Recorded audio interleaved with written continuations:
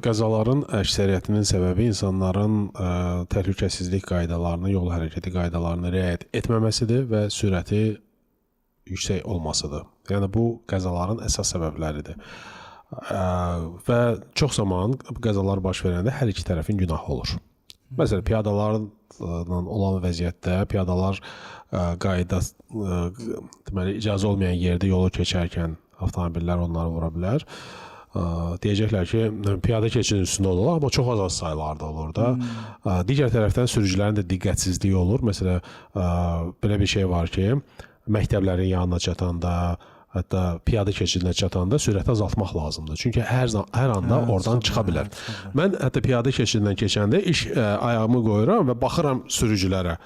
Görüm onlar görürlər məni yoxsa yox. Yəni onların üzünə baxıram, gözlərinə baxıram və görürəm ki, gördülər məni, sürəti azaldırlar, ondan sonra keçirəm mən.